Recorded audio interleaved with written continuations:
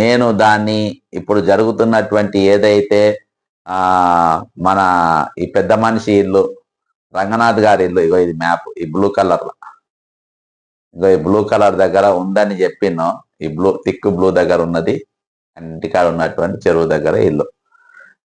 ఇక ఇందాక నేను ఉదయం, ఇవాళ పొద్దున ఉదయము ఒక ప్రొమో చూసిన. ఆ ప్రొమో చూసిన తర్వాత కొన్ని కట్టింగ్స్ నేను తీసిన. అసలు ఆయన ఏం మాట్లాడిందో ఒకసారి మనం విందాం. విన్న తర్వాత నేను మాట్లాడతాను.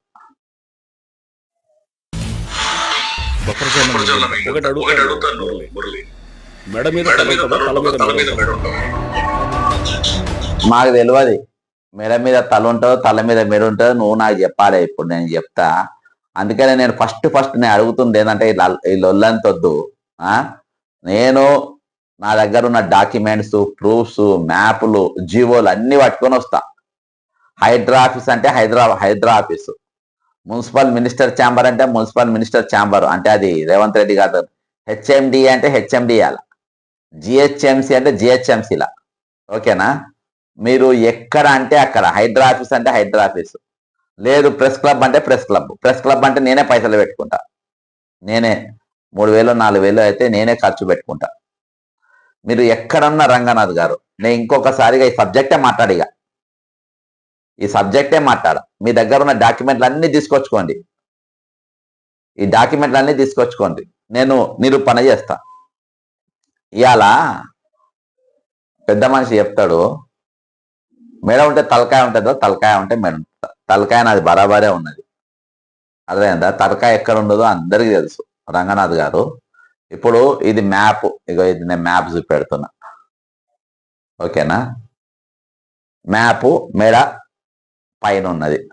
ఓకేనా? ఇగో ఇక్కడ యూసుఫ్ కూడా పోతే వచ్చారు, ఇది బ్యాక్ సైడ్ వస్తుంది. ఓకేనా?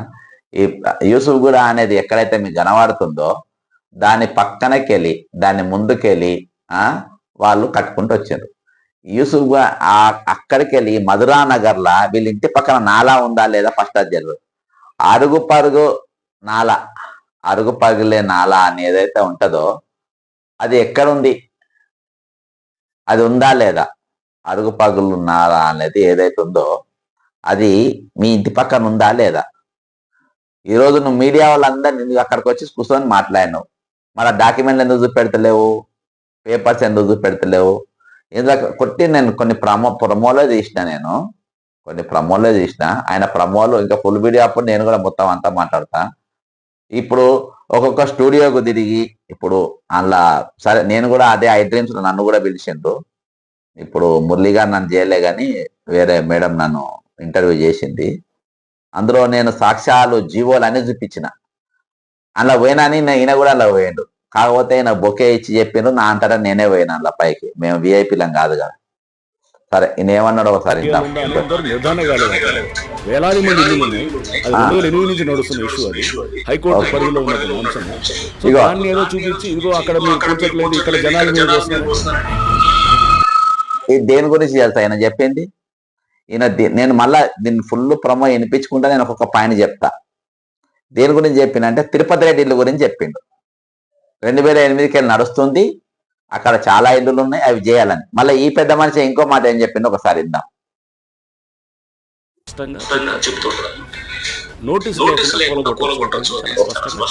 Super, right. నోటీస్ లేకుండా కూలగొట్టచ్చు.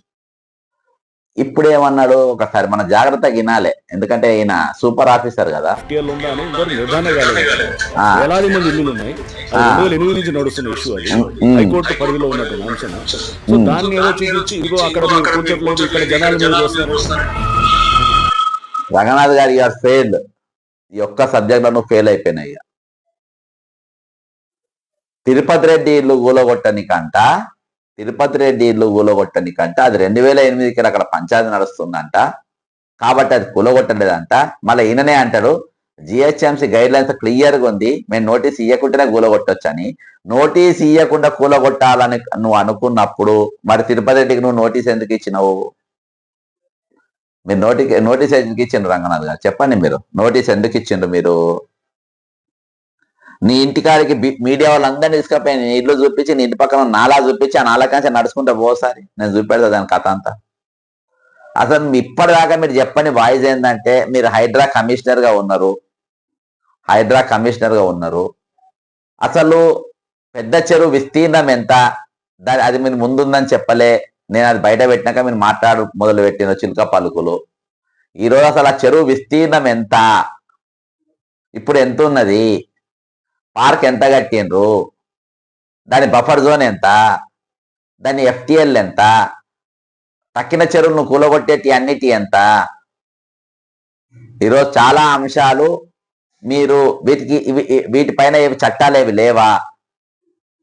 నేను ఒక్కొక్క సబ్జెక్ట్ గురించి నేను మాట్లాడగలుగుతా. నేను ఈ లైవ్ లో నేను అన్ని నేను చెప్పదలుచుకోలేదు, ఎందుకంటే వన్ సైడ్ వాయిస్. ఇప్పుడు నేను పోయిన స్టూడియోకు నువ్వు మళ్ళా మీరు ఇప్పుడు యువర్ కమిషనర్, మీరు ఒక ఛానల్ కు పోయి ఇంటర్వ్యూలు ఇచ్చే అంత కర్మ మీకు ఎందుకు చెప్పండి?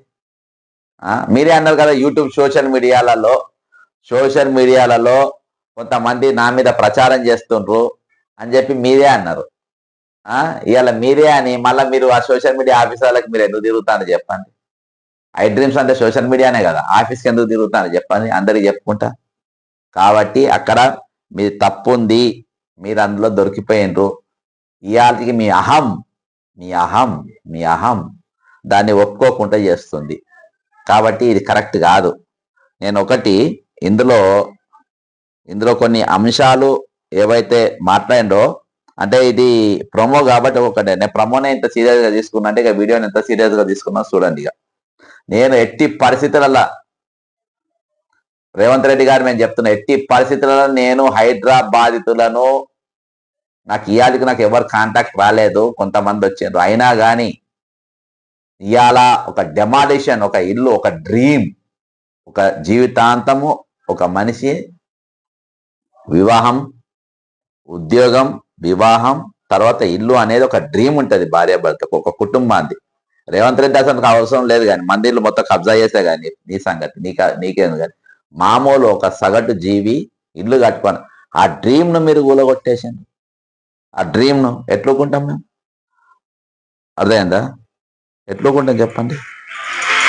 నేను ఒక్కొక్క అంశము ఇందులో ఏమేమి చెప్పినా చెప్పుకుంటా ఇది చేస్తా, ఎందుకంటే వాళ్ళు అన్ని చూపించడానికి లేకుండే కొంచెం నేను ఓన్గా నేను కొంచెం కట్ చేసాను. ఒకటి అడుగుతాను మురళి, మెడ మీద తల ఉంటుందా, తల మీద మెడ ఉంటుందా? అది మీరే చెప్పాలి. మెడ మీద తల ఉంటుందో తల మీద మెడ ఉంటుందో మీరు అక్కడికి వస్తే నేను మ్యాప్ వేసి మీకు మీ చెరువు సంగతి చెప్తా.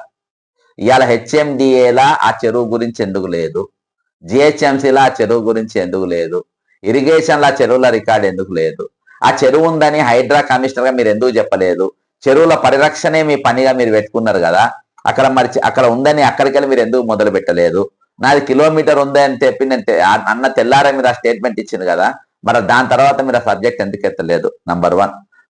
రెండవది, ఏ అపోజిషన్ లీడర్ చెప్పండి, టార్గెట్ చేసి ఒక పేరు చెప్పండి. దెబ్బలు తట్టుకోలేక పటాన్ చెరువు కాంగ్రెస్ ఇది పటాన్ చెరువుల కాంగ్రెస్ దెబ్బకు అక్కడ హైడ్రా స్టార్ కాగానే కాంగ్రెస్ లో ఎమ్మెల్యే జాయిన్ అయినట. ఆయనంతా ఓపెన్ అది.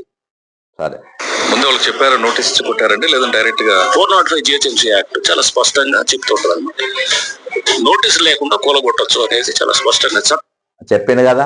నోటీస్ లేకుండా GHMC యాక్ట్ ప్రకారం స్పష్టంగా చెప్పిందన్నారు కదా. ఇక తిరుపతి రెడ్డి ఇంటికాడికి వచ్చినా ఏం చేద్దాం, ఇదే ప్రమోల తిరుపతి ఇల్లు కూడా దొరుకుతుంది.